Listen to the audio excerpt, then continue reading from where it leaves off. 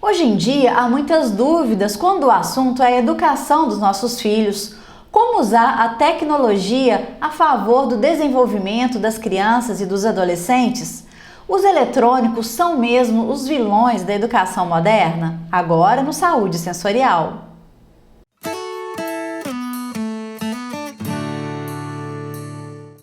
Quem tem crianças e adolescentes em casa enfrenta um dilema: os eletrônicos. Está cada vez mais difícil encontrar um equilíbrio saudável quando o assunto é celular, videogame, televisão, computador.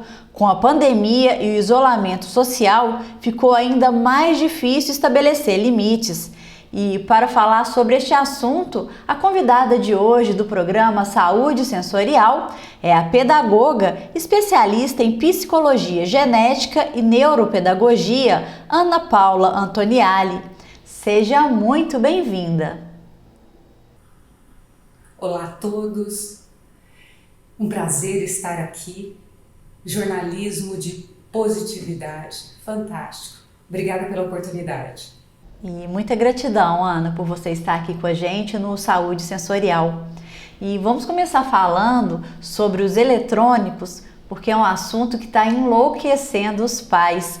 Qual que é o limite saudável para o uso desses equipamentos por crianças e adolescentes? Vamos lá então. Para falar sobre esse assunto, eu vou começar citando um documento que foi redigido por profissionais da saúde sobre a recomendação do uso de internet e telas. Antes de 2 anos, nenhuma tela. De 2 a 6 anos, 2 horas de telas. E de 7 anos até 18 anos, 3 horas de tela. Esse documento ele foi redigido antes da pandemia. O que está acontecendo nesse momento? Nós fomos impulsionados por essa circunstância mundial que nós estamos vivendo a nos acostumar e usar esses recursos. Então, crianças e adolescentes hoje ficam muito mais horas na frente de tanto o celular como o computador. Mas para falar sobre esse assunto, eu gosto de citar 2 pesquisadoras que eu gosto de como elas trazem esse conceito. A primeira é a doutora Cláudia Feitosa Santana. E ela traz 2 conceitos que eu acho muito interessantes. O primeiro é que essa tecnologia, e eu digo o celular, que ele fica em nossas mãos, porque hoje nós carregamos a internet, ela é muito nova em nossas vidas e ainda nós estamos aprendendo a se acostumar com ela. Eu vou dar aqui um exemplo, por exemplo, os apps tão usados hoje.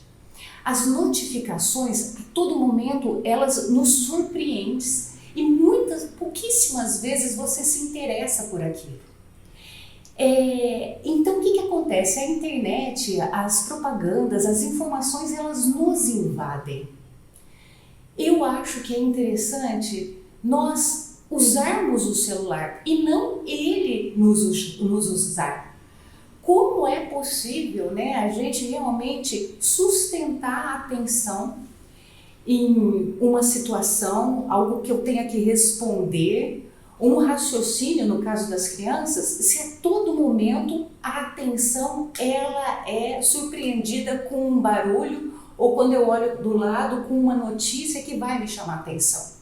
Outro conceito da doutora Cláudia é que o celular, né, ele funciona como um dreno cerebral. Eu achei essa analogia fantástica. E foi feito pesquisas com milhares de estudantes em que, quanto mais próximo estava o celular, menor a capacidade de raciocinar, menor a capacidade cognitiva. Eu acho esse conceito, ele vem ao encontro, por exemplo, no que eu observo comigo e também com os estudantes. Outra pesquisadora que eu acho muito interessante é a doutora Ljubljana Arantes.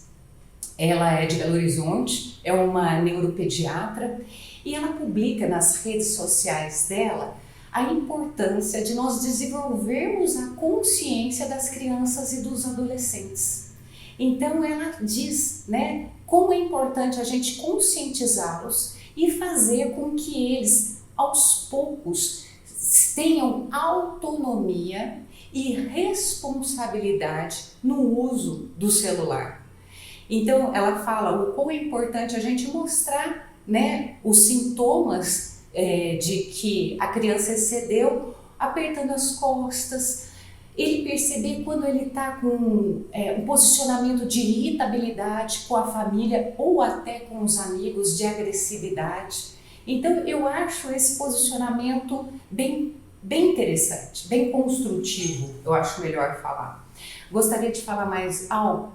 Eu sou realmente a favor dos aplicativos que controlam o tempo do celular para crianças e da conversa e da conscientização e montar planos com os adolescentes. E são muitos os desafios, né? E como que a neuropedagogia e a psicologia genética podem ajudar na formação das crianças? Interessante essa pergunta. Vamos lá. A psicologia genética, ela estuda as funções cognitivas, atenção, memória. Já a neuropedagogia é uma ciência que ela trouxe cientificamente a implicação cerebral no ato de aprender. É emocionante assim ter uma aula onde uma criança está ali no auditório com eletrodos e você vê ali na tela funções cerebrais sendo ativadas quando a criança está desenvolvendo o exercício de matemática ou pensando em algo. Então é realmente algo que impacta demais. Algo muito interessante é que quando eu comecei a estudar neuropedagogia e depois neuropsicopedagogia, foi muito simples entender as funções cognitivas, executivas e conativas que interferem na aprendizagem. Eu me senti muito segura enquanto profissional e também para passar para os pais o que deveria ser feito na reorganização da aprendizagem daquela criança. Bom, e falando então, como que os pais, o que eu acho, né, que os pais podem fazer para educar as suas crianças? Eu acredito que é importante procurar realmente informações, mas não procurar informações de uma forma ansiosa, desesperada. Procura uma informação, vê se isso tem a ver com a sua verdade, dê um tempo para colocar em prática algumas sugestões de determinadas literaturas. Eu acredito que essa postura perante ao novo, perante ao conhecimento e perante principalmente a aplicação do conhecimento faz muita diferença no ato de educar. Interessante, né? E outro assunto que tem intrigado muitos pais da atualidade é a quantidade de diagnósticos de hiperatividade.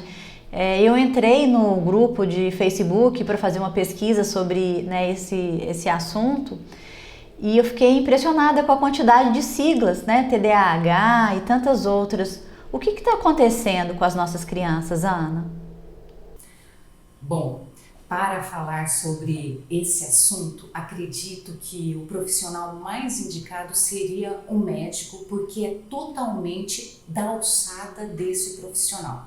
Mas eu vou falar sobre isso, como que essa questão levantada, ela chega até o meu consultório. E para isso é interessante a gente entender alguns conceitos antes. Vamos com um exemplo aqui. Por exemplo, o F90, que é um código do transtorno de déficit de atenção e hiperatividade, ele está dentro de um CID. E o que é CID? É uma classificação internacional de doenças e problemas relacionados à saúde. E esse CID, esses códigos, foram e são muito importantes. Por quê? Porque eles asseguraram leis que sustentam que as crianças sejam recolhidas, acolhidas em suas especificidades de aprendizagem.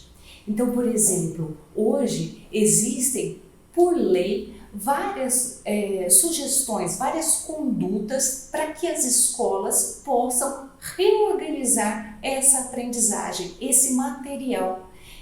E isso tem uma implicação fantástica. Hoje, por exemplo, pessoas que prestam concursos públicos, elas podem ser examinadas de outra forma. Por exemplo, as que prestam Enem. Nossa, isso é fantástico, fantástico na história de CIDs, vamos por assim, ou de códigos que estão dentro do CID. Dito isso, esse é um lado muito bom, eu percebo que isso é um avanço, mas tem uma outra vertente disso que realmente me deixa muito pesarosa. Realmente eu fico muito triste quando eu vejo uma mãe falando: o CID do meu filho é tal, tal, tal. Eu fico realmente muito triste quando eu escuto falando assim: nossa, essa criança deve ter TOD, né? Transtorno opositivo desafiador. Uma vez minha irmã mesmo falou: ai, Ana, meu filho deve ter hiperatividade, né? Eu e minha mãe demos risada porque nós somos da área, né? Quer dizer, ela não tem ideia o que é ser uma criança hiperativa. Então, realmente, essa ansiedade, ela não é interessante. E também a falta de profissionalismo. Não quero dizer que um laudo, um código dentro do CID não seja importante. Tanto esse diagnóstico como medicações são importantíssimas e fazem assim maravilhas em crianças que são bem diagnosticadas. Então eu acredito que dentro da minha alçada eu posso ter contribuído aí com essa pergunta. É isso aí. E a Ana, gente, tem um trabalho muito interessante chamado Estude com Inteligência. Conta pra gente um pouquinho sobre ele e como estimular, né, de maneira correta os nossos filhos. Vou responder de uma forma bem didática como você pode, pai e mãe que estão nos assistindo, estimular o seu filho para aprender. Mas antes eu vou falar do curso Estude com Eficiência. É um curso que acontece em 4 módulos e nele o estudante primeiro organiza sua vida acadêmica, ele se conscientiza de conceitos neurocientíficos que são importantes para que haja aprendizagem.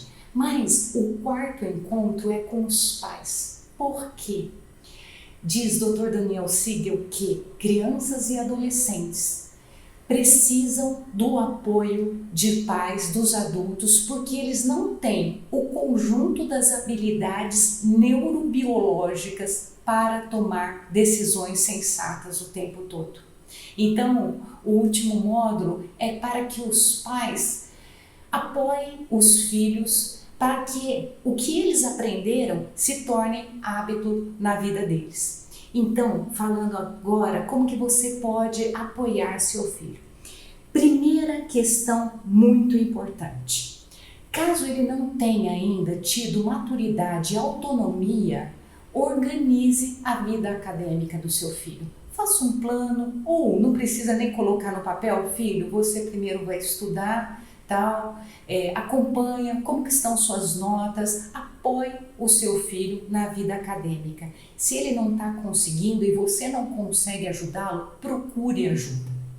Segundo ponto que eu gostaria de falar: não fale para o seu filho, estude assim, estude assado. Pergunte, como que você quer estudar? É por resumo? É por mapa mental? É só lendo?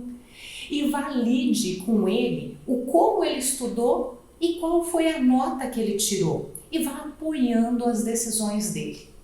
Outro ponto que eu acho muito, muito importante. Acompanhe seu filho, principalmente no Fundamental 1. O Fundamental 1 é o alicerce de toda a vida acadêmica e também vai atuar no autoconstruto que ele vai ter pelo resto de sua vida. Então, assim, a escola, a instituição de ensino é o segundo local mais importante da construção da vidinha dessa criança. A primeira é a família. É ali não só que ele vai estudar e aprender, é ali que tem relações sociais, é ali que ele se vê perante o social. Por isso que eu acho que é tão importante. E mais uma vez, muito obrigada pela entrevista esclarecedora e deixa aqui pra gente os contatos. Tem projeto novo? Deixo sim. Atendo na área hospitalar, em Santa Efigênia.